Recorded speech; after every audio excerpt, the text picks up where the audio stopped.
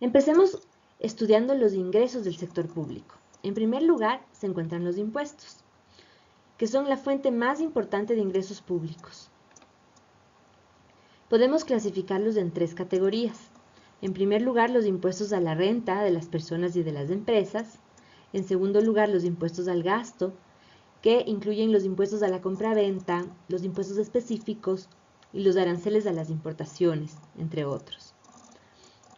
Están también los impuestos a la propiedad, los cuales incluyen gravámenes a las casas y edificios, terrenos residenciales y herencias. A su vez, podemos dividir a todos estos impuestos en dos, directos e indirectos. Los directos son aquellos que se aplican directamente a las personas naturales y jurídicas, o sea, a las personas o a las empresas. Por ejemplo, el impuesto a la renta y el impuesto a la propiedad. Esos se aplican directamente y se pagan directamente al Estado. Y los indirectos son los aplicados a bienes y servicios. Por ejemplo, los impuestos a la compra-venta, los aranceles a las importaciones. Es decir, no los desembolsa directamente la persona o la empresa al gobierno, sino que los paga a través de que están impuestos o gravados a distintos bienes y servicios. Cuando hablamos de la composición de los ingresos del sector público, podemos decir que los impuestos directos son más importantes como fuentes de ingreso para los países desarrollados. Para los países en desarrollo, en cambio, son los impuestos indirectos más importantes, más fuertes como fuentes de ingreso para el gobierno. ¿Por qué? Pues porque son más fáciles de cobrar que el impuesto a la renta. Pero tienen un gran contra, y es que tienden a ser regresivos. ¿Qué quiere decir esto?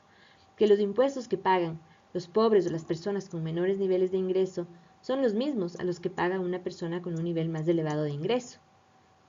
Por ejemplo, el IVA. El IVA lo pagamos todos igual, independientemente de nuestro nivel de ingreso. Sin embargo, este impuesto representa una porción mayor del ingreso para las personas que tienen menos ingresos. Por lo tanto, tiende a ser regresivo, hace que las personas que tienen bajos niveles de ingreso se empobrezcan más, les afecta más que a las personas de alto nivel de ingreso. Entonces, eso es un gran contra que tienen estos impuestos indirectos.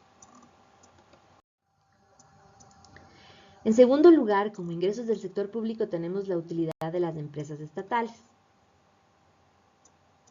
Es decir, la utilidad de las empresas y agencias que venden bienes y servicios. Estas tienen mayor importancia en los países en desarrollo, por ejemplo, al hablar de empresas petroleras, que son muy fuertes en economías como la nuestra. Actualmente existe una tendencia generalizada a privatizar las empresas estatales, de modo que la proporción de los ingresos proveniente de las utilidades de empresas públicas es cada vez menor. En la tabla podemos observar la composición de los ingresos fiscales para algunos países como porcentaje de los ingresos totales.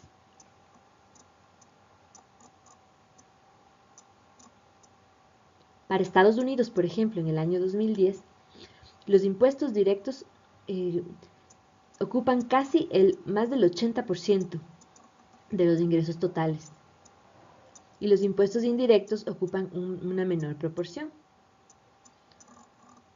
En España vemos que también son importantes los impuestos directos, con una menor importancia de los impuestos indirectos. Estos son economías de ingreso alto. En las economías de ingreso medio ya hay un equilibrio, ¿no? Ya también hay una importancia en los impuestos indirectos como en los directos, como podemos ver en República Checa y Chile. En China, que pues y Marruecos, que son economías de ingreso medio bajo, ya vemos que empiezan a tomar más importancia los impuestos indirectos. Y las economías de ingreso bajo, por ejemplo, India y Bolivia, que tenemos en esta tabla, podemos ver que, por ejemplo, en la India, los impuestos directos todavía se mantienen como importantes, ¿no? Esto es muy interesante y llamativo.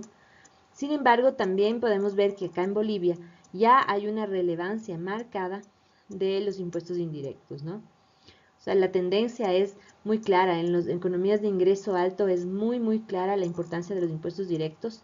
Y luego, cuando los ingresos van bajando, pues ya toman más importancia los impuestos indirectos como porcentaje de los ingresos totales del Estado. También es interesante ver las utilidades de las empresas estatales, ¿no? Eso también nos dice un poco de las economías. En las economías con menores ingresos, la importancia de los ingresos como utilidades de las empresas estatales también son relevantes, ¿no?